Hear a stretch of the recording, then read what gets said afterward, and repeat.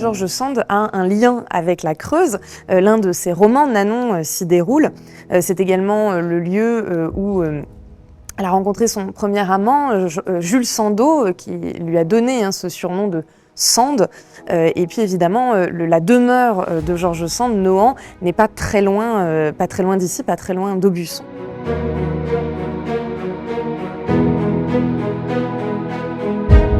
La Cité internationale de la tapisserie a lancé en 2021 un appel à projet visant à sélectionner une maquette pour la réalisation d'une tapisserie long format en hommage à George Sand. Cet appel à projet a abouti à la sélection de l'artiste Françoise Petrovitch pour la réalisation de cette tapisserie qui sera achevée en 2026 pour les 150 ans de la mort de George Sand. Cette tapisserie fera pas moins de 23 mètres de long sur 2,15 mètres de haut, soit environ 50 mètres carrés de tissage d'un seul tenant.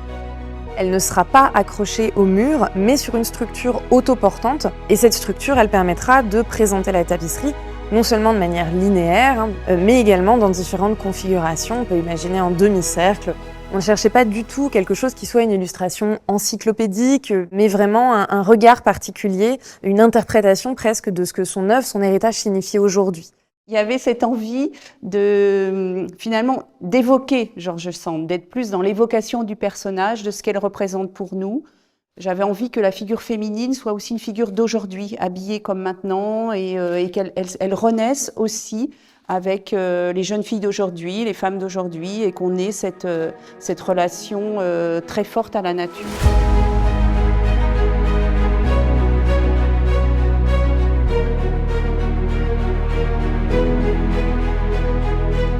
On va avoir comme ça plusieurs mois d'échanges avec l'artiste, avec la teinturière, avec Delphine Mangeret, la cartonnière du projet, avec François-Odile Perrin-Crinière, la lissière attributaire du marché. Et ces différents acteurs vont dialoguer, regarder la maquette, concevoir tous ensemble le carton et faire les choix techniques à la préparation de ce tissage, choisir les matières, préparer la teinture des différentes matières qui vont être utilisées pour tisser cette tapisserie.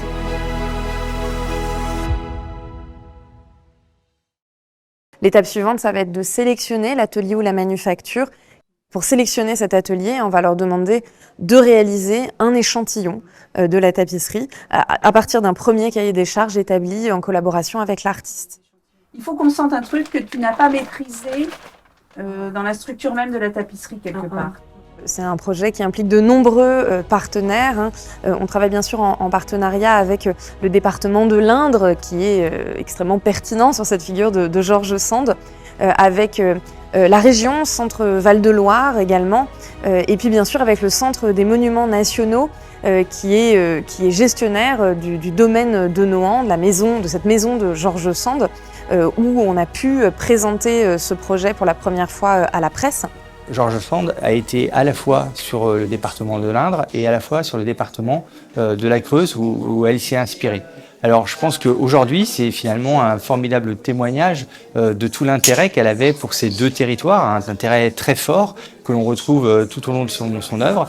Et c'était à nous, aujourd'hui, personnes politiques actuelles, de faire en sorte que l'on travaille main dans la main pour que ce projet puisse voir le jour. L'Indre et la Creuse s'étaient beaucoup engagés déjà dans un projet autour de la vallée des peintres, donc Crozant, Freslin, Gargilès, et que les liens forts existaient déjà depuis plusieurs années. Nous avons compris très vite que notre sujet aussi était celui de porter un certain nombre de messages, au-delà de la dimension artistique, tapisserie, mais d'avoir un vrai message pour les générations d'aujourd'hui, et à tenir compte de notre environnement.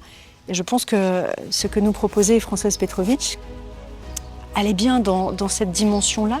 Et puis, évidemment, ce projet a reçu un soutien très important du ministère de la Culture en tant que commande publique artistique.